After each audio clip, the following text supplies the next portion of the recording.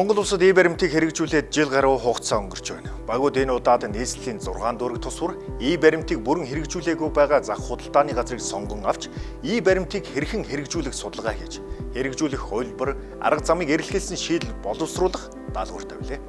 Дэдэнтэй татварын мэргэжсэн зөвлөх үйлчилгээний компани болон тухайн дүүргийн татвар төлөгчдтэй харилцах тасгийн ахлах байцаагч нар хамтран ажилласан юм а. Хамтран ажилласан татварын мэргэжсэн зөвлөх үйлчилгээний компани Татварын улсын байцаагч нартай гүний талархал илэрхийлье.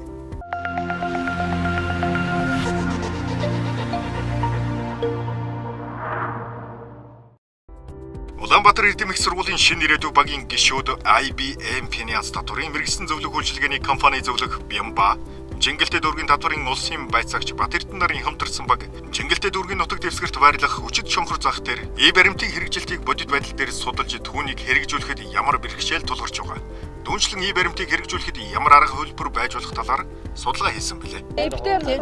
За тэгээ та хоёр хүнс рүү ороод. Тэгээ та хоёр хүнс рүү ороод юу бодлоо авчнаасаа судалгаагаа өгчээсэн. Тэгвэл өдөрлөгийн өрөөнд бол ерөнхийдөө хүчит шонхор захынхаа тэр яг мах зардаг хэсгийн объект дээр л өдөрлөгөө явуулах уу? Эсвэл бүр хүчит сонгох захыгаа нийтэд нь хамраад явуулах уу? Өдөрлөгөө бол нийтэд нь хамраад явуулах. Нийтнээс нь. Тийм. Харин судалгаа бол итгэл эднэр ашигтай нэг л зүйлийг сонгож байгаа. Зүгээр мах гэдэг сэдвэрээ мах дотроо бас тэр чинь нэг хэрхэн нийлүүлэгч болон дамжуулалтын нэг хүртэл сонгож байгаа. Олон улсын эдийн засаг бизнесийн дээд сургуулийн мэрэгэн багийн оюутан залуус Интер Finance татварын мэргэжсэн зөвлөх үйлчилгээний компани зөвлөх өөрийн туяа Баянгол дүүргийн татварын улсын байцаагч Өнөр Баяр нарын хамтарсан баг Баянгол дүүргийн нутаг дэвсгэрт байрлах автомашины худалдааны зах дээр судалгаа сургалтыг зохион байгуулсан юм а.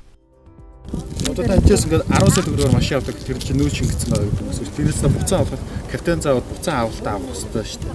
Аа тийм. Энэ тухай ер нь хэрэгжилт нь хэр санагддаг вэ? Давган биш юм ачаа. Нэг ч ихсэн машин зараад нэг ч ихсэн хүн баримтанд холбогдоод тэр нөхцөл бүрдэж чадах юм бол өнөөдөр тэр өдөрлөгийн чинь ач холбогдол гэдэг юм. Энэ одоо энэ тэмцээний ч бас үр дүн гэдэг юм гарах болов гэж бодож байна. Санхүү эдийн засгийн их сургуулийн Хайп багийн оюутнуудад тод такс татварын мэргэжсэн зөвлөх үйлчилгээний компани зөвлөх Ариуна, Баян зүрх дүүргийн татварын улсын байцаагч Үнэн чимэг нарын хамтарсан баг Дүнжин гар худалдааны төв дээр баримтын хэрэгжилтийн талаар сургалт судалгаа явуулсан юм. Бизнес эрхлэгч байгууллагууд маань зөвхөн одоо зуурчлалын суудхан, иргэдээ суудхан авч одоо төсвөр продукт зорилготой юм авдаг байгаа. Тэгэхээр энэ төрлийн мэдлэг муугаас болоод одоо нөгөө бизнес эрхлэгчд маань одоо биднээс татвар төлөх чинь аа тийм биднээс мөнгө гаргах чинь гэдэг хандлагаар бас нүүдийн баримтаа өгөхгүй байх тохиолдол байгаа болов уу гэж бодож байна. Ерөнхийдөө бол одоо нүүдийн дотор нэмэгдэх гэдэг юм шиг байна. Гэтэл баримт чинь нүүдтэй их холбоогүй. Яг нь зөвхөн нүүдийн буцаа олголт гэхээр хүмүүс нөгөө баримтыг нүүдгээ бодоод байгаа байхгүй юу. Тэгэхээр баримтууд бизнес эрхэлж байгаа нүүд төлөгч бай, төлөгч биш ч баримтаа олох нь одоо нүүд төлөгч биш бол одоо баримт олгосноор суглаад болчих хэрэгтэй.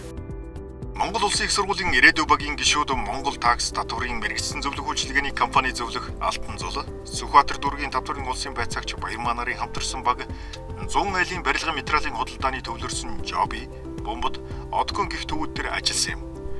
Барилгын материалын худалдааны төв болон гадаад худалдаа эрхлэгчдэд зориулсан баримтын хэрэгжилтийн талаар тараах материал түгээж сургалт зохион байгуулж байлаа.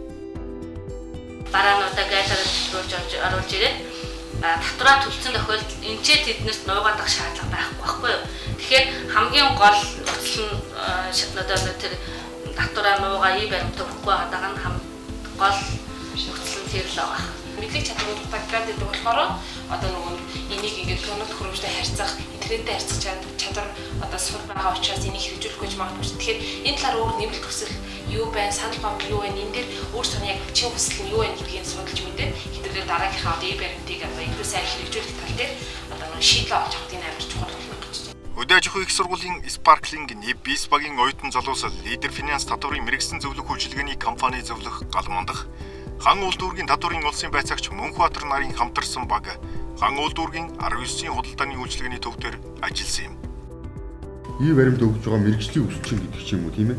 Тийм логогоо тавиад тэгээд тийм өсчин 19 үйлчилгээний төв дээр нэг тийм өсчин гоо сайхны салааныг ингээд сонгож аваад тэгээд ингээд туршилтаа хийгээд үзүүл ер нь ямар санагдчих. Тодорхой одоо зорилттой тэр объектыг сонгож аваад тэгээд тэн дээрээ яг баримтыг хэрэгжүүлснээр ийм ач холбогдолтой байна. Магадгүй одоо жишээл 7 хоногийн орлого зардал дээр нь ажиллаж болно гэсэн үг шүү дээ, тий. И баримтыг тухайн одоо өсчин гоо сайхан одоо нэвтрүүлснээр орлого нь бол яг 7 хоногийн дотор тэдэн төгрөгөөр нэмэгдлээ гэдэг чинь. Мандах бүртгэл дэд сургуулийн Мандах 25 багийн оюутан залуучуудад Diamond Tax татварын мэрэгсэн зөвлөх үйлчилгээний компани зөвлөх дэлгэр цог, Сонгон найрхан дүүргийн татварын улсын байцаагч Хатанбаатар, од гэрэл нарын хамтарсан баг Сонгон найрхан дүүргийн нутаг дэвсгэрт байрлах модны худалдааны зах дээр судалгаа сургалтыг зохион байгуулж ажиллалаа. Зүгээр нэг машин бууланд ингээд байгаад тахаас илүү хүн болгон тэрийг нөгөө яриад байгаа шүү дээ. Эко бүртгэл гэдэг шиг захин шууд системийн бүртгэлийг илүү их нэвтрүүлэх дээр санааг л төлхөө болж үзэх юм шиг. Хамгийн хэцүү хүндрэлтэй юм одоо юу гэхээр одоо манай бид нар ярьж байгаа энэ төвлөрсөн захууд өөр худалдааны төвүүд дээр одоо ийм баримтыг өгөх ажил бол тэгэхээр бэрхшээлтэй янз бүрийн асуудлууд байгаа.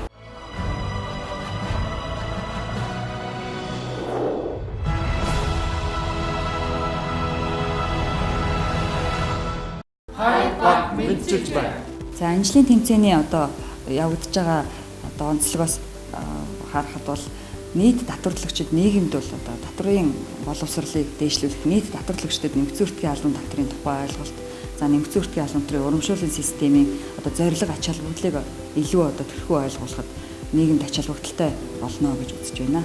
За энэ тэмцээнд бол манай сургуулийн татварын бүртгэл хичээл үзсэн оюутнууд оролцож байгаа. За тэгээд бүх багуудаа амжилт хүсье. За хамтран оролцож байгаа татварын мэрэгсэн зөвлөх үйлчилгээний компани, за мөн одоо татварын байгууллагуудад ажлын өндөр амжилтыг хүсье өрөөё.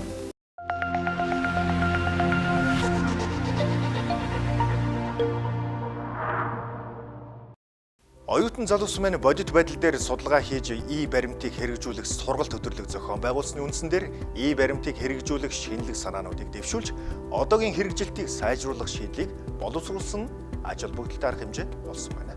За мөсийн ирээдүйн багийнхан байна. Татварын хуулийг сайн мэдэх тэмцээний хүрээнд бид нэр 100 айл зах дээр баримтын хэрэгжилт ач холбогдлыг сурталчлах өдөрлөг зохион байгуулад явж байна. За энэ өдөрлөгийнхаа хүрээнд бид нэр иргэдэд тулгамж байгаа асуудлын зөвлөөд одоо шаардлагатай зүйлсийг хийж өгөхөөс гадна хуваарь бизнес эрхлэгч хүмүүстээ энэ одоо баримтын өгөхийн ач холбогдол ямар баримт өгөх вэ гэдэг талаар мэдээлэл өгөөд одоо тулгамж байгаа асуудлыг зааж зөвлөд явах юм зорилготойгоор байж байна. Энэ баримтыг чи өдөө хүртлээрээс аваагүй. Энийг чинь дэлгүүрээс аваад хонх улсууд энүүнд чи мөнгө өгдөг энэ гэсэн байхгүй. Тэгэл өдөө хүртэл бичүүлээгүй. Энийг чи одоо хаанч код мод асуудал байсан. Үнэхээр анхаарал тавиагүй. Нэг тавил гэж бодож байсан. Нодлон жилийнхийг бол зөвхөн базаал хайцсан. Одоо тэр хичнээн гэр бүлийн ч одоо өчнөл гэтэн заасны юм орж байгаа шүү дээ. Гэтэл өнөөдөр үнэхээр энэ оюутан бүгд бидний төлөө одоо өндөр настай бидний төлөө би чи энийг чи оруулж чадахгүй мэдэхгүй байх чинь хийгээд өгч байна. Энэ үнэхээр зогстой. Олон ард түмэн энэ аваагүй юм байгаа. Бид нар шиг одоо ядарсан юм улсууд одоо ингэ хийгээд өгч байгаа. Ингээд нээгээд бариад өгч байгаад баярлж байна. Анхандаа бол холбогдож үзээгүй байсан. Одоо сүүлдээ болоо заавалжгүй ажлын шаардлагаар баримттай холбогдсон. Тэгээд мөн та оюутнуудаас өмнө нь асууж лавуулж исэн. Тэрнийхээ дагуу бол та идж эргэж ирлээ. Тэгээд тэрнийхээ дагуу ч гэсэн би ч гэсэн баримтаа гаргаж сурлаа. Төрийн үйлчилгээний цахим машинаар хэрхэн баримт хэвлэх, шинээр нэмэгдсэн өртгийн урамшууллын системийн бүртгэлийг үүсгэх, гар утасны баримт аппликейшнийг ашиглах болон бусад зөвлөгөө мэдээллүүдийг өгсөн байна. Өдөрлөгийн хаалтын үеэр худалдаа эрхлэгчдийн дунд хөгжөөнд аахаа тэмцээн флашмоб бүжгэн үзүүлбэрийг хүртэл бэлдэж амжижээ.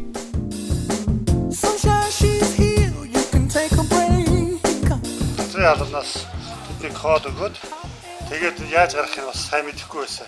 Өнөөдөр харин энэ сургуулийн оюутан хүмүүсд бидэнд бас энэ баримтын талаар бас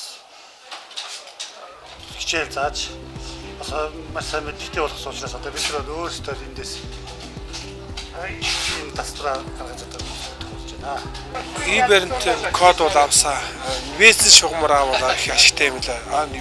Баримт бүтээх юм хамгийн гол нь одоо сар жилийн 50 сая татвар гэдэг чинь одоо бид нар дэлгүүрээс худалдаа авах мөнгөч одоо нэг баримт бүрдүүлээд чинь буцаад адилхан баримт чинь буцаад нөгөө 50 10% нөхдөд яг таарч жилийн өстөр 150-150-120 мянган төгрөг туушаах юм. Тэр заавч хүмүүс 50 сая гэл нэг сэтгэл сайн болсон болохоос яг тэр дэлгүүр баримт бүрдүүлээд авах юм бол адилхан тэр нь зөвөл яваад тэнцэх юм.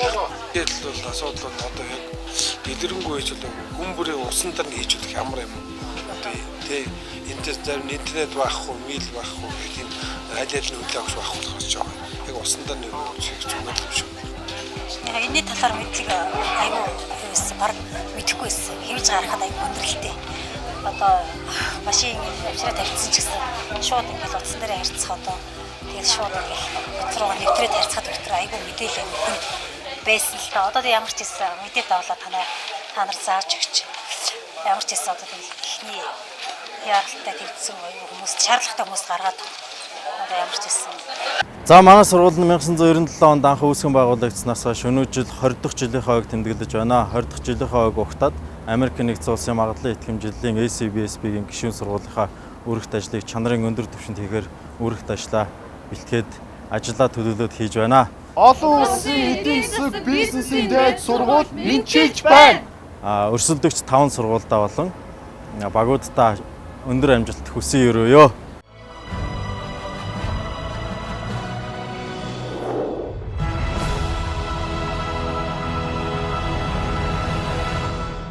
Сайн байцгаана уу? Хөдөө аж ахуйн сургуулийн Sparkling New Biz баг байна. Манайх ерөнхийдөө бол энэ зургаараа баримтын ач холбогдлын талаар амьдралаар байдаг жишээнээр үндэслэн илүү дэлгэрэнгүй иргэдэд одоо ойлгомжтой байдлаар хүргэхийг зорьсон байгаа. Зургийнхаа эхний хэсэгт болохоор бид одоо тэр санааг оруулж өгсөн байгаа. Хүмүүсийн өдөр тутмын өргөн хэрэглээний бараа болох бид нар талхыг одоо жишээ болгож авсан байгаа. Нөгөө талаар борлуулагч буюу жижиг том аж ахуйн нэгж нь нэмэх зөрчлийн албан татварын суудхан төлөгч болоод баримтаа одоо ингэж олгож байгаагаар бас төрсөлж өгсөн байгаа. Таны бүртгүүлээгүй тийм хайсан баримт чинь баримтыг бүртгүүлээгүй ингээд хайснаар та өөрт олдсон тэр боломжоо мөнгөө ингээд азаа алдаж байгаа гэсэн бас утга санааг илэрхийлсэн байгаа.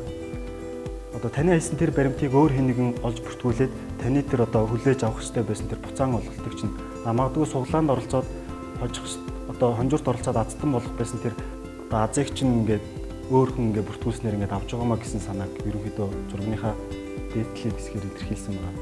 Ерөнхийдөө бол зургийн дээдлийн хэсэг маань яг юу илэрхийлсэн бэ гэхээр нэг баримт нэг боломж юм аа. Тэгээ таны тоолгүй байсан нэг баримтаар ч гэсэн ингээд амьдралаа өөрчилж байгаа хүмүүс ингээд олон байгаамаа гэсэн санааг бас давхар илэрхийлсэн байна.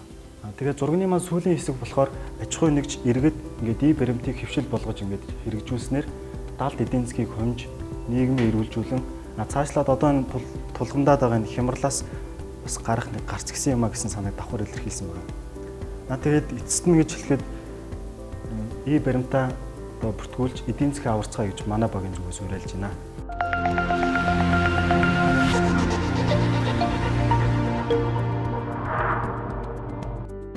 За сайн байцгаана уу? Улаанбаатар эдийн засгийн сургуулиас орж байгаа шинэ ирээдүйн багийн ахлагч бат дээр байна. За манайх өнөөдөр хүчээ сонгор зах дээр судалгаагаа хийж байгаа. Чиглэлээ дөрвийн татвар хэлсэн хамтран хүчээ сонгор захын түрээслэгчийн болон нийт 8 аж нартаа баримт буюу баримтын тухай ач холбогдлын талаар юу гэж байгаа хичээл зааж байгаа. Тэрнээс гадуугаар манайх өөрсдөө судалгаа боломж болцоо шин санаагаа дэлгэрүүлсэн. Бодлооч 8 аж нарт ерөөдөө шин санааны талаар ойлгуулах талаар судалгаа хийж байна. Шинэ ирээдүйн баг хүчит сонгор захын худалдаачдад нэмэгдсэн өртгийн албан татварын тухай баримтын талаар зэгцтэй ойлголт өгөх сургалтыг зохион байгуулсан юм. Мөн худалдаа эрхлэгчдэд төрийн үйлчилгээний цахим машинаар хэрхэн баримтыг хэвлэж өгөхийг зааж, бүртгэл хийлгэж амжаагүй байсан 30 гаруй худалдаа эрхлэгчдэд шинээр нэмэгдсэн өртгийн урамшууллын системийн бүртгэлийг үүсгэн өгч, гар утасны баримтын аппликейшнийг ашиглах болон бусад зөвлөгөө, мэдээллүүдийг өгсөн юм. 7 дугаар үеийн 15-ийн 1-2 заасны дагуу нөгөө борлуулалтын орлого нь заавал 50 сая хүсэлт бол юу суудсан төлөх. За та энэ дээр бол нөөц суучин төлөгч болно уу гэхээс та татвар төлөхгүй гэж. Зүгээр нэрнээс нь бодоход нөөц суучин төлөгчлөө та нөөцийн татвар бол усад төлөхгүй. Зүгээр яг жилдээ нэг тайлан гаргаж өгнө. Хүчит сонгор захын хувьд бол бид пост машинуудыг байрлуулсан. За одоо түрээслэгч нартаа энэ машинтаа бүртгүүлж хэрхэн ажиллах талаар одоо сургалтыг явуулж энэ ажлыг эхлүүлэх эксүрийг өнөөдөр тавилаа гэж бодож байна. Эхэндээ бол бас энэ нөөтийн энэ баримтлалыг сайн ойлгодог байсан. Тэгээ өнөөдөр болохоор ингээд чиглэлтэй дөрвийн татварыг эзэс мөн одоо Улаанбаатар гэсэн бол иргэнэх сургуулийн оюутнуудаа ирж шинэ ирээдүйн багийнхантай ингэж хамтарч ажиллаад бид нар бас мэдэхгүй чадахгүй юм аа. Олон юм хүмүүсээс мэдээлэл сайн авлаа. Маш их баярлж байна. Гэхдээ яг бид нар одоо энэ улс орон даяар явуулж байгаа нөөтийнхөө одоо энэ хийх ёстой юм аа хийгээд тэгэл цаашаа ажиллаа хийгээл явна да. Тэгвэл чихийн тул тав хүн татварын шалгамаас код авах ёстой. Код аваад нэвтрээд регистрээр ороод нэвтрээд тухайн баримтыг чиглүүлж бидүүчгөө 4-5-аар нийлээд 50 пост машин аваад тавьчих жоо эсвэл заалаараа нийлээд зааландаа нэг хэвчих машин аваад тавьчих жоо шүү дээ. Би энэ хүчит сонгор зах дээр 94 оноос хойш худалдаа эрхэлж байгаа. Тэгээ сүүлийн одоо нарийн ногооны лангуу ажилладаг. Тэгээ сүүлийн 1 жилээр нодонгоос эхлээд одоо энэ татврын нэмэгдсэн үрдгийн ардын татврын тухай хууль гарснараа бид нэг нөгөө кассны машин, жижиг принтерийн машин гэж тавьсан. Тэгээ би энэ жижигхэн утсан дээр принтерлтэй л тэгээд зүгээр хувь хүмүүстүүдэд баг юуны зүгээр нөт биш урамшуулд орох тийм жижиг юу олгодог. Одоо сая үед энэ сургалтанд суугаад тэр нэмэгдсэн үрдгийн албан дотроо яаж төлөх үү, бас яаж бүртгүүлэх үү тэр талаараа мэдээлэл авсан. Бид бүхэн өнөөдөр Улаанбаатар Эрдэм дээд сургуулийн их сургуулийн хамтран хүч сонгор захад худалдаа эрхлэгч хувь иргэдтэй мөн бизнес эрхлэгчтэй уулзаж татврын баримтын талаар сургалт сурталчилгаа хийлээ. Татварлагч нар маань бас нэг зөрүүтэй ойлголттой байдаг. Тухайн зөрүүтэй ойлголтыг арилгахын тулд бид энэ сургалтыг зохион байгууллаа. Улаанбаатар Эрдэм дээд сургуулийн оюутнууд маань бид бүхэнд маш сайн туслалаа. Тэгээд мөн шонхор худалдааны төвийн удирдлагууд маань ч биднэрт бас сайн дэмжиж ажиллалаа. Шонхор худалдааны төвийн удирдлагууд маань дундын посын машин авсан байна. Одоо бүгд татварлагч нараа үйлчлүүлэх хувь иргэд маань өөрсдийн татврын нэвтрэх кодыг аваад тухайн үйл ажиллагаа тухайн баримт маань хэвлэгдэхэд бэлэн болсон байна гэж хэлээ. Манай оюутнууд бас судалгаанд хичээл заахын зэрэгцээгээр хажууд баримт болон баримтын аппликейшнээр захин хэлбэрээр бүтэх талаар тэрний шинээр аккаунтыг бүтэх зааварчилгаан иргэдэд өгсөн байгаа. Нийтдээ бүртгэлийн хувьд бол 230 гаруй хүмүүсийн бүртгэлийг шинээр аккаунтыг бүтгэл зааварчилгаа өгсөн. Өөртөө шинээр гарсан зураг тууцлалын сурчлагаа иргэдэд сайн ярьж тайлбарлаа, шин санаагаа хүмүүсээ тайлбарлуулаа. Манай шин санааг өргөд хүмүүс бол төрөөслөгч нар бол 8-аас нар маань иргэдэд дэмжиж байна. Тэгэхээр бид нэр бол энэ санаан дээр тулгуурлан цааш цаашаа одоо үйл ажиллагаанд тулгуурж ажиллах гэсэн бодолтой байна.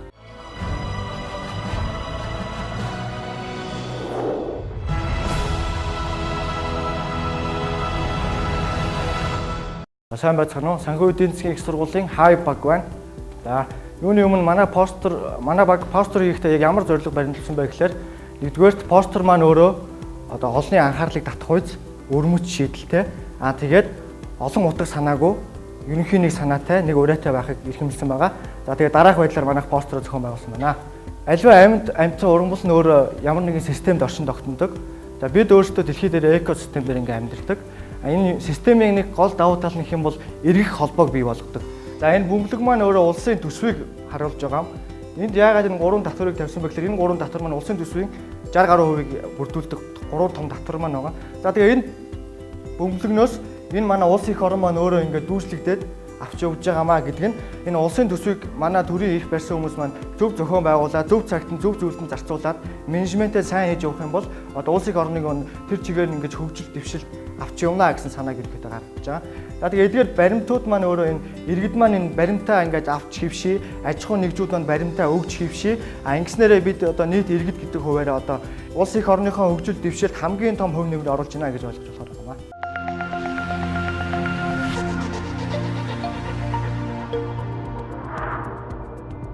Сайн байцгаана уу? Месси ирээдүйн багийнхан байна.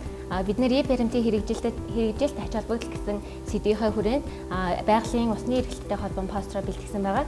За байгалийн усны эргэлтийн хувьд бүх байгаль дээрх гол цөөрөн маань далайн усан цутгаад улмаар ууршилт явагдсан үйл болж үүлнээсээ бороо болон газрын хөрсөн шингэдэг байгаа. Энэнгүүрийг илэрхийлсэн бэ гэхээр бид нэр бизнес эрхлэгч болон бүхэл төрлийн байгууллага энэ постер дээрээ харуулсан гол мөрөн болон нуураар илэрхийлсэн байгаа. Хажууд нь байгаа бид нэр хүмүүс маань хэрэглэгчд бөгөөд өөрсдөө шаардлагатай байгаа зүйлээ аваад байгууллагатай баримтыг өгөн улмаар баримт маань далайн ус буюу баримтын нэгдсэн системд очиж байгаамаа. Баримтын нэгдсэн системд очиноор яах вэ гэхээр бид нэмэгдсэн үртийн албан татвараа төлөхөөс гадна бусад төрлийн орлогын албан татвараа тодорхойлон улсын төсөв төлөх боломжтой болно гэсэн үг. Бид тэнгэрийг улсын төсөв гэж үзсэн бөгөөд постертойгоо холбон 3 төрлийн албан татварыг тодруулан одоо үүлэн дээр бичиж өгсөн байгаа. За энэчнээс юу илэрхийлж байна гэхээр бид одоо энэ постер дээр харагдаж байгаа газраа Монгол улсын эдийн засаг сайн сайхан байдал хөгжлийг одоо харуулснаар илэрхийлсэн. Тэгээд татврын орлого маань бороо газар дэлхийг ундaalдагтай адилхан улс орны хөгжил зориулагддаг учраас бүх үйлнээс бороо одоо ингээд тусалж байгаагаар үзүүлсэн байгаа. Харин нэмэгдсэн үртгийн албан татварын хувьд иргэд бид хоёр төрлийн урамшууллыг авдаг. Нэг нь гэх юм бол буцаа алгалт үе төсөл татврынхаа 20% авдаг учраас жижиг туслуудаар илэрхийлсэн байгаа. Харин том туслын хувьд бид нар суглаанд оролцсон их түнтэй урамшуул авах боломжтой учраас одоо том туслаар илэрхийлэн хэрэглэгч бүр дээр харгалзуулан зурсан байгаамаа. Мөн сайн сайхан байдал маань энэ цэцэг ногоо мал амьтдаараа илэрхийлэгдэж байгаа. Тэгээд нар гэдэг бол байгалийн усны эргэлтийн хамгийн гол хүчин зүйл учраас бид бүхэн Монгол улсын татврын бүхий л үйл ажиллагааг хариуцан явуулдаг. Монголын татврын албыг навтай зүйлэн харуулсан байгаамаа. И баримтаар бид бүхэн 70 эдийн засгийг ил болгох боломжтой учраас и баримт хөгжлийн үндэс, эрүүл эдийн засаг улсын үндэс юм аа. Хувь хүн хуулийн этгээд үйл ажиллагааны борлуулалтын орлогын хэмжээ 50 сая төгрөг төрсөн өдрөөс хойш ажлын 10 өдөрт багтан бүртгүүлэх өргөдлөө харьяалах татврын албанд гаргах бөгөөд татврын албанаас гэрчилгээ олгосноор суудхан төлөгчөөр бүртгэгдэнэ. Төр болон татвар төлөгчлөлтөд дэмжлэг тусалцаа үзүүлэх татврын мэргэжсэн зөвлөх үйлчилгээг төлөвшүүлэх замаар хууль тогтоомжийн хэрэгжилтийг хангах зорилго бүхий татврын мэргэжсэн зөвлөхийн зөвлөгөө болон бизнес эрхлэгч хүн бүрт хэрэгтэй татврын талаарх зөвлөгөөнд анхаарлаа хандуул.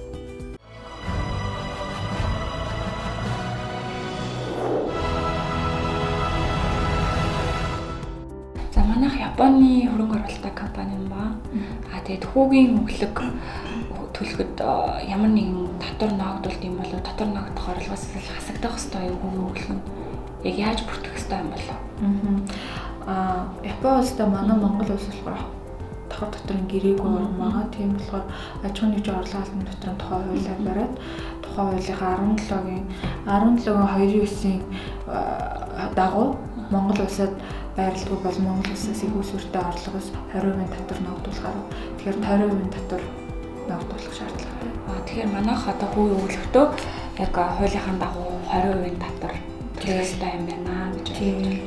Тийм 20% татвар. За манай компани бас үе одоо нэг гаднаас санхүүжилт авдаг юм аа. Тэгээд энэ гаднаас авсан санхүүжилтийнхаа хүүгийн өрийг төлөхөд ямар нэгэн бас татвар ногдох орлогоос хасагдах уу хасагдахгүй яаж бүртгэх вэ? Тэгэхээр танай компани болохоор юу юм уу? Тэр зээл авсан компани чинь танай толгой компани уу? Тийм манай толгой компани 100% хөрөнгө оруулалттай. 100% хөрөнгө оруулалттай толгой компани юм тийм. Оруулсан хөрөнгөний хэмжээ нь хэд вэ? Оруулсан хөрөнгөний хэмжээ гэхээр $100,000. Тэгээд Монгол мөнгөөр шилжүүлэх юм бол 262 сая төгрөг. Тэгэхээр тухайн төлөгч байгаа зээлийн хэмжээ маань одоо зээл төлөгч байгаа зээлийн хэмжээгээр манайх нэг авсан санхүүжилт маань авсан байгаа санхүүжилт маань 1 тэрбум 100 сая төгрөг байгаад байгаа яг одоогийн байдлаар. Тэгэхээр аж ахуйн нэгжийн орлого албан татрын тухай хуулийн 14 заасны дагуу хөрөнгө оруулагчаас албан татвар төлөгчөөр олгосон зээлийн өмнө оруулсан хөрөнгө оруулалтын 3 дахин оруулсан хөрөнгө оруулалтыг 3 дахин нэмэгдүүлсэн хэмжээтэй тэнцвэр хэмжээний зээл ногдох хүүг болгоод татвар ногдох орлогоос хасна. Түүнээс давсан буюу одоо танахаар болохоор нэг 780 сая орчим зээлийн хүүг болохоор татвар ногдох орлогоос хасаад үлдэгдэл хэсэгт нь болохоор татвар ногдох орлогоос хасахгүй бүр тэр зээл ногдох тэр хэмжээнд ногдох зээлийн хүүг болохоор ногдол ашиг гэж үзээд татвар ногдуулах хэрэгтэй. Тийм үү. Тэгэхээр манайх чинь өмнөх тайлангуудтай болохоор одоо шууд тийм хүүгийн нэг өглөө тэр чигт нь татвар ногдуулах орлого руу бүртгээд яваад исэн байхгүй юу? Татвар ногдох орлогоос хасаад яваад исэн түүштэй тийм. Тэгэхээр нэг одоо яг төлж байгаа мөнгөнийхөө 780 сая орчим төгрөг хүртэлх хэмжээний мөнгийг нь татвар ногдох орлогоос хасагдуулж тооцох хэрэгтэй байсан юм байна. Тийм 780 орчим саяын зээл ногдох хүүг татвар ногдох орлогоос хасаад үлдэгдэл зээлийн хэмжээ ногдож байгаа хүүг болохоор ногдол шиг орлого олгож ийн гэж үзээд татвар ногдуулах шаардлагатай. Манайх сайхан нэг охин компанийнхаа хувьцааг 100% борлуулсан юм байна. Тэгээд хувьцаа борлуулсантай холбоотой ямар нэгэн татварт тайлбар компани хувьд болохоор хувьцаа борлуулсан талбайтай ямар нэгэн татвар ногдол байхгүй. Хувьцаа эзэмшигч буюу орлого олсон этгээд нөөрэ тодорхойлж төлөх шаардлагатай байгаа. Тэгэхээр компани өөрөө болохоор татвар төлөхгүйгээр хувьцаа эзэмшигч нь өөрийнхөө татварын орлогыг тодорхойлж байгаа татвар төлөж байгаа л төлнө тийм. манайх бас сайхан нэг зээл аваад барилга барьж байгаа. Тэгээд энэ барилга барьж байхад нөгөө зээлийн хүүг бид нар яаж бүтгэх ёстой юм болоо? Тухайн зээлийн хөрөнгөөр барилга барьж байгаа тохиолдолд аж ахуйн нэгжийн орлогын мөндрийн тухай хуулийн 14-ийн 4 зааснаар барилга ашиглалтанд орох хугацаанд болохоор барилгын өртөгт капиталжуулаад үлдсэн одоо ашиглалтанд орсон өдрөөс эхлээд цаашдаа аж ахуйн нэгжийн орлогын дотроос асагдах зардал болоод зээлийн үгийн зардал болоо явах юм. Барилга одоо ашиглах одоо баригж явах бүх хугацаанд одоо зээлийн хүн маань ерөөд өртөг шингээ авах. Тийм капиталжуулаад тийм татвар ногдох орлогоос хасагдахгүйгээр барилгын өртөгтэй шингээл. За баярлалаа. За. Манай компани Солонгос улсын хөрөнгө оруулалттай компани байна.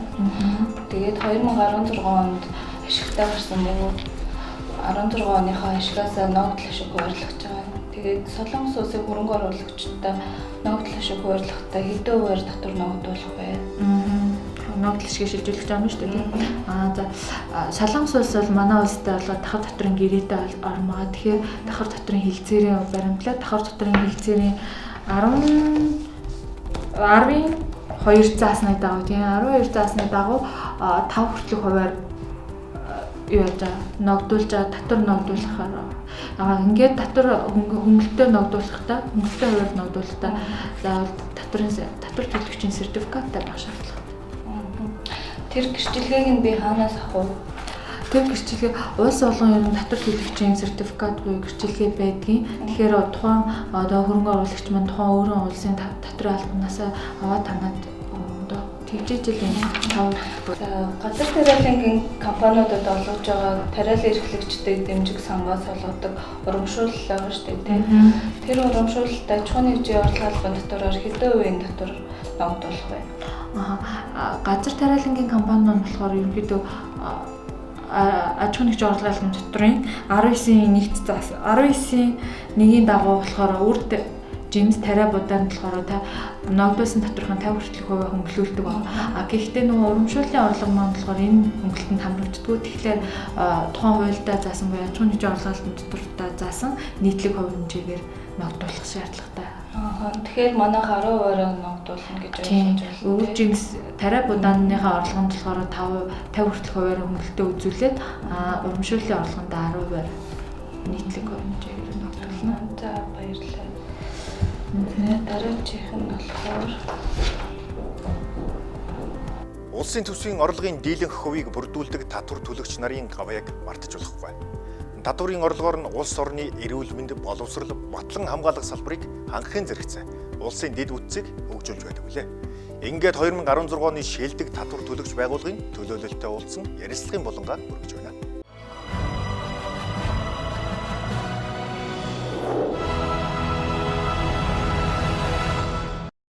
Үзэгчдээ нэвтрүүлгийн маань шилдэг татвар төлөгч болон та бүхэнд хүргэж бэлэн болоод байна. Энэ удаагийн болонд зочноор Монголын алт компани санхүү хариуцсан дарга сайн жаргал оролцож байна. Танд энэ өдрийн мэндийг хүргье. За баярлалаа. Танд ч гэсэн өдрийн мэндийг хүргье. Татварын байгууллагаас жил бүр уламжлал болон татвар төлөгчдөө алдаршуулах юм аяыг бол зохион байгуулдаг байгаа. Тэгээд манай компани энэ зохион байгуулсан жил бүр шилдэг татвар төлөгчөөр шалгарч байсан. За энэ жил 2016 оныхоо татвар төлөлтөөр шилдэг татвар төлөгч гэсэн сайхан өргөмжлөлийг бид бүхэн аваад байна. За юугаараа энэ өргөмжлөлийг бид авсан бэ гэхээр хамгийн нэгдүгээр улс орон нутгийн төсөвт оруулсан татвар, төлбөр, хураамж, шимтгэлийнхаа одоо дүнгээрээ бид зэрэгүүлж явна. За тэгэхээр өнгөрсөн 2016 онд бол бид 72 тэрбум төгрөгийг бол улс орон нутгийн төсөвт татвар, төлбөр, шимтгэл хэлбэрээр орууллаа. За үүний гүн үнэлснэг үнэлт нөгөө талаар бид бүхэн бас хуулийнхаа өмнө хүлээсэн үүрэг амжилттай биелүүлж байгаагийн нэг бас нэг тод жишээ юм аа. За санхүүгийн талаар та бол 10 гаруй жил ажиллалаа энэ компанид. Тэгээд санхүү хариуцсан хүний хувьд нэмэгдсэн өртгийн албан татварын талаар хувь хүнийхээ хувьд юу гэж боддог вэ? Нэмэгдсэн өртгийн албан татвар гэдэг чинь өөрөө бол ерөөсөө нэмүү бүтээгдэхүүн үйлдвэрлэх гэж тэр эцсийн нэмүү бүтээгдэхүүн үйлдвэрлэгч чинь татварыг тавиад өгөөл гэсэн санаа шүү дээ. Гэхдээ тухайн нэмэгдүүлэх албан татварыг бол тухайн цикл болгонд бол бид төлөөд яваад байна гэдэг тэр байдлаар оруулсан байгаа. Тэгээ ерөнхийдөө бол нэмэгдүүлэх албан татварыг чинь бид үндсэндээ 3 юм төлөөд байгаа юм л да. Нэгдүгээрт бол бид бараан төлөөд байгаа, хоёрдугаарт нь ажил төлөөд байгаа, гуравдугаарт нь үйлчлэгийн төлөөд байгаа. За тэгээд энэ 3 одоо бараа, ажил, үйлчлэгийг одоо эрхэлж байгаа тэр ажил нэгдүүд маань нэмэгдүүлэх албан татварыг төлөө явж байгаа. За яг хоо энэ дээр бол бас хуучин өмнөх зарчим хуулийнхаа юунаас бол даваатаа хэд хэдэн тал бол вэ л дээ. Жишээлх юм бол нэмэгдүүлэх босгоог бол одоо 10 сая төгрөг байсан 50 сая төгрөг болгож нэмэгдүүлсэн байгаа. За мөн нэмэгдүүлэх албан татварыг бас бүх нийтээрээ бүгдээрээ одоо төлж оронд оролцоо гэдэг утгаар цар хүрээг нэмэгдүүлсэн байгаа. Хэдий боловч за бас зарим тохиолдолд бол бизнес эрхлэгчид жоохон хүндрэлтэй юмуд бол байна л да. Жишээлх юм бол хэл дамнсан ажил үйлчлэгэнд нэмэгдүүлэх албан татварыг төлөөд байгаа. За энэ маань юу гэсэн үг вэ гэхээр зэрэг Монгол улсын нутагт төсөөс гадна одоо үзүүлж байгаа ажил үйлчлэгэндээ бол бид нэмэгдүүлэх албан татварыг төлөөд байгаа. За энэ нэг талаараа бол стратегийн том ач холбогдолтой боловч нөгөө талаараа нөгөө бизнесийн маань бас нэг тодорхой хэмжээний одоо циклийг л хязгаарлаад байгаа юм байна. Өөрөөр хэлэх юм бол яг магадгүй тодорхой хугацааны дараа энэ нэмэгдүүлэх албанд юу хэл дамнсан үйл ажиллагаанд төлж байгаа татвар маань бол одоо биелэгдэх тийм нөхцөл бүрдэх юм байна. Тэгэхээр манай одоо улс орны эдийн засгийн байдал харьцангуй одоо сайжраагүй, дээр нь одоо улс орны маань эдийн засаг одоо өндөр амжилтанд хүрээгүй байгаа энэ үед бид нар энэ хэл дамнсан ажил үйлчлэгнээс татварыг ингээд аваад суудгаад ирэхээр нэгдүгээрт бол татвар төлөгчтэй бол нэлээд хүндрэлтэй. За татвар төлөлт гэдэг бол улс оршин тогтнохын нэр гэж ойлгодог. Ер нь бол иргэдийнхээ эрүүл мэндэд үүдс бүхэл төрлийн хөгжилд хувь нэмэр болж байгаа гэсэн үг. Гадны улс орнуудад бол шилдэг татвар төлөгч бол томоохон хөрөнгө оруулагчтай бол их дээдлж үздэг. Манай улсын хувьд тэр байт юм байна. За татварын байгууллагаас бол энэ татвар төлөгчтэй алдаршуулах энэ үйл ажиллагааг бол олон одоо хэлбэрээр хийж байна. Жишээлх юм бол та нар санаж байгаа бол одоогоос 7-8 жилийн өмнө татвар төлөгчтэй одоо татвараа төлж байгаа аж ахуйн нэгжүүдийг татварын хяналт шалгалтаас чөлөөлүүлэх тийм үйл ажиллагаа нэвтрүүлээд тэгээд ингээд сэлдээ татвар төлөгчтэй бол нэг одоо татварын дараахан шалгалтаас чөлөөлж гэх юм уу. За эсвэл одоо татвар төлөгчтэй одоо манай одоо зөвхөн одоо энэ хэдхэн одоо том татвар төлөгч гэхгүйгээр орон нутгууд бас энэ ажиллагаа зохион байгуулж байгаа. Тэгэхээр орон нутгт дээр бол одоо энэ орон нутгийн энэ байгууллага бол татвар шилдэг татвар төлөгч шүү гэдгийг алдаршуулад одоо орон нутгийнхаа хүмүүстэй танилцуулаад тэр хүмүүсээр бахархаад ингээд явж байгаа жишээ. За тэгээд ногоон дэвтэр гэж бас тэр айныг зохион байгуулад татвар төлөгчтэй ногоон дэвтэргүүл хүндэтгээл үзүүлээд яваад байна. Энэ нь юу гэхээр зэрэг ерөөсөө татвар маань бол одоо ингээд татварын маань одоо найзан болон сайжраад байгаагийн дээр нь татварын алба нь өөрөө болон бэхжээд байгаагийн нэг шинж хэлбэртэй зөвхөн бид татварыг хураагаад аваад яваад байдаг юм бас энэ чинь санаар ингээд тэр тухайн компаниг одоо ингээд нийтэд бол сурчлаад яваад байдаг нэг жишээлбэл. Тэгээ энэ татвар төлөгчтэй энэ чинь ганцхан ингээд зүгээр нэг алдаршуулаад зогсохгүй шүү дээ. Энэ чинь энэ хүрээнд бол олон арга хэмжээнүүдийг авдаг шүү дээ. Одоо жишээлх юм бол саяхан бид нар нөгөө оюутнуудын дунд татварыг хэн сайн мэдэх уралдаан тэмцээний зохион байгуулалт явуулж байна. Энэ бол бас нэг арга хэмжээ. За мөн татвар төлөгчтэй тодорхой хэмжээний сургалтуудыг явуулаад явж байна. Саяхан гэлтэгт чинь хэл дамнсан үйл ажиллагааны татварын үйл ажиллагааны зохицуул тэрний шин чанар гэсэн сэдвээр татварын ерөнхий газар дээр сургалт зохион байгуулалт. За энэ маань бол бас татвар төлөгчтэй хооронд өрнөд байгаа асуудлууд маш сайхан үр бүтээлтэй одоо юм сургалт зохион байгуулагдсан. Тэгээ энэ сургалтаар бол үнэхээр одоо хүндрээд байгаа ойлгомжгүй байгаа юм одоо ил тод болж байна. Үзэгчдээ татварын хуулийг хэн сайн мэдэх вэ? Нэвтрүүлгийн шилдэг татвар төлөгч болонд зочноор Монголын алт компани санхүү хариуцсан дарга сайн жаргал оролцлоо. Танд амжилт хүсье. Баярлалаа. Та бүхэн ч гэсэн амжилт хүслээ. Өнөөдөр бас та бүхний цагийг хасаад одоо энэ бид бүхэнд оролцуулж байгааг баярлалаа. Цаашдаа ч одоо бид нар би одоо хэлэхэд бол манай бизнес эрхлэгчид болон манай иргэд татвараа цаг хугацаанд нь төлснөөрөө бол нийгмийн өмнө хөлөөсөн өөрөөр хариуцлага амжилттай хийж байгаа шүү. Тийм учраас бол татвар төлөх татвараа бол одоо цаг хугацаанд нь үнэн зөв төлөөд явж байгааг би хүсье.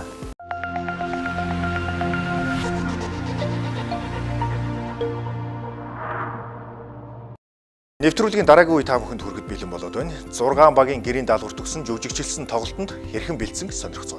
Анхаарлаа хандуулна.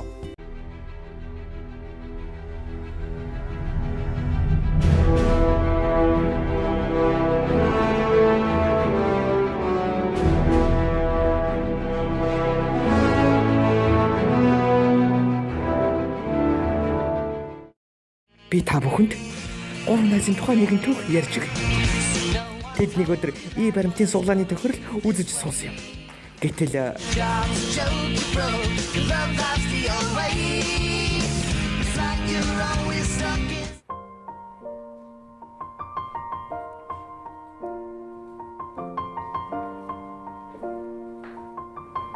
ингээд л хаяад гарсан юм да. Энэ нөхрийн нэр бол Янда. Тэр бүр дэлхийн хамгийн азтай нэгэн. Нэг ч удаа хулгайд юм алдаж, нохот хөгдөж үзээгүйгээр барахгүй 3 давхраа сонсон ч ямар ч эртхэн үлдсэн удаатай. Тэр ч байтугай дээрээ сонсон хог бод чулуу барилгын төмөр хүртэл түүнийг он чаддаггүй юм. Бүр такси барихтаа хүртэл хатсан түүнийг орхидоггүйгээ боддоо. Бас нэг удаа ганцхан ий баримт бүртгүүлээд тэр нь суглааны хонжруулж мөрөөдлийнхөө машиныг ч авч байсан юм да. Ийм л азтай залуу да.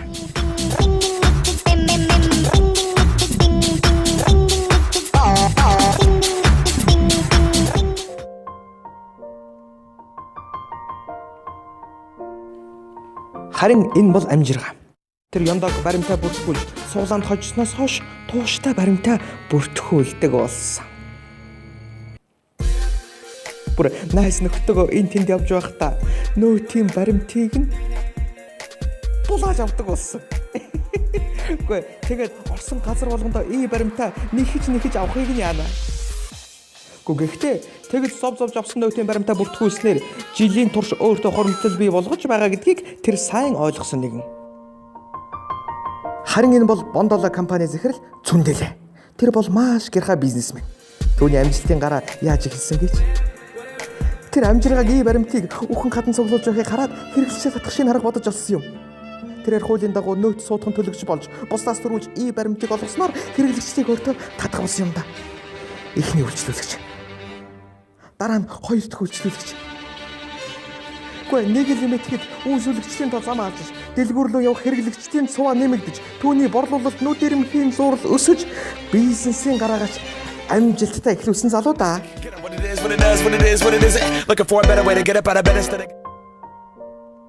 Харин Янда ингэж хоёр найзгаа хайж явна гэж юу? Үгүй дээ. Тэр хоёр найз дээрээ эргэж ирсэн юм. Ингээд энэ гурван найз ий баримтын талаар бие биенээсээ суралцаж амьдрал ахуйдаа хэрэгжүүлснээр орлого нь өсөж найз нөхдийн холбоо нь бат бөх болсон юм да. Анх Яндагаас амжиргаагаас Цүндэлээ энэ мэдчлэн Монгол улсын иргэд бид бүгдээрээ ий баримтын талаар мэдгээ бусдаа түгээцгээе. Та харин баримт авсан уу? Нөөтийн баримтаараа суглаанд хож.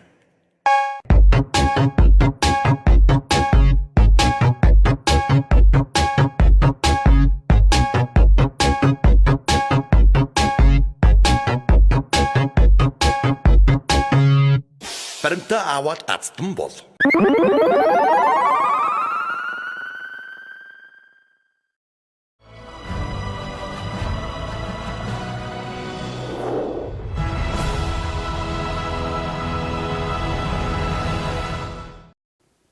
Оюутан залуучуудын дунд зохион байгуулсан тэмцээн уралдааны тусламжтайгаар иргэд мань татварын талаар тэр дундаа нэмүүртгийн албан татварын талаар мэдлэг мэдээлэлээ дээшлүүлж чадсан баха гэж бодож байна.